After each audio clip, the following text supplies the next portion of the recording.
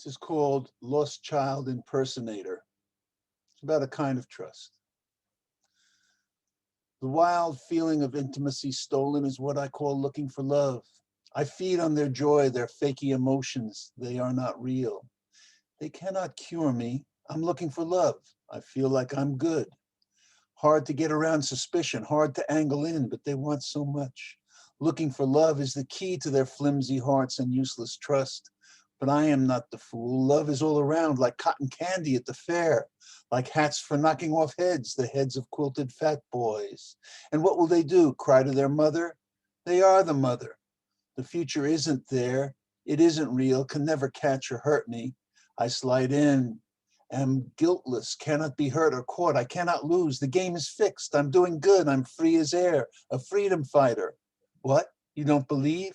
You are a pitiful case, a fool, a bastard you. But bastard though you be, you'll never drag this out of me. I'll say that life was hard. I'll get them off my case. It'll also keep me free to tweak my sexuality, I guess. And my hunt goes on as all of my connections fall behind me in a row, me pointing back to triumphs of humanitarian actions dealt out with glee and polished to a high shine of cleverness and affection. My family.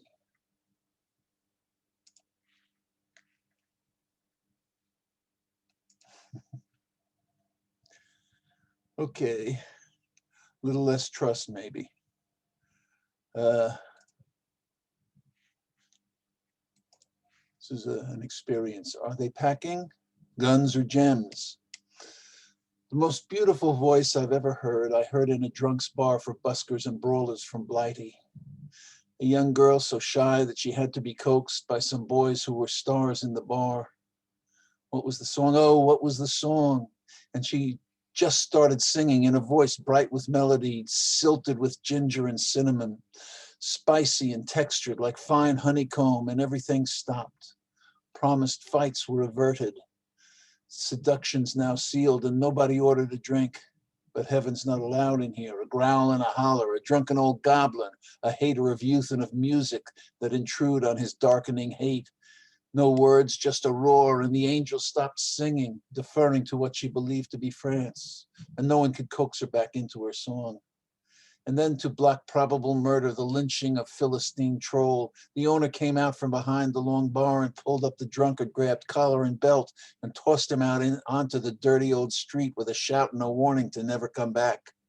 Then some of the drunken bar do-gooders wondered aloud if such had been fair to the French and the old. Us outsiders got to stick together.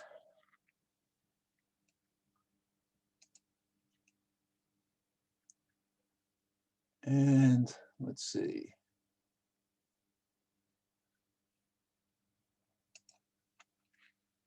I guess I'll keep up with the cynicism.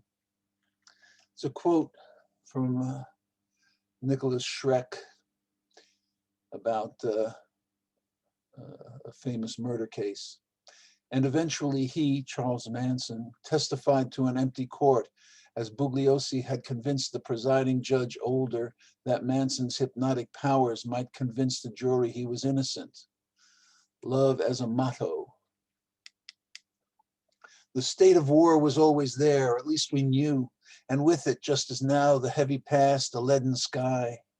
But it hung over party time, enlightenment, and love, our nature, our question, our justification, it seemed. Small lives made large in a greater theater of mind. And that love, so one-dimensional, offhand, and cool, was not the presence of God, but rather ours, and thin. For this I feel much calmer now and closer to a warm regret for chances lost or never seen, just been. The tenderness life's missing now was missing then, but then unknown and thus invisible, a nothing thing. It was as if enameled like a fashion model hippie chick. Perhaps my own ungainly wavering standalone line was what kept what should be soft so plastic hard. To go back, soften the air or the touch in reverie, will not repay the sense of loss, the decaying root, the foundation's weakened support and shrunken depth. But the tang that caught the eye and ear and tongue was enough for the passengers riding the history train. But the lost nostalgia for the poetry not then lived has still a compensation in the softening mistakes will bring. Thank you.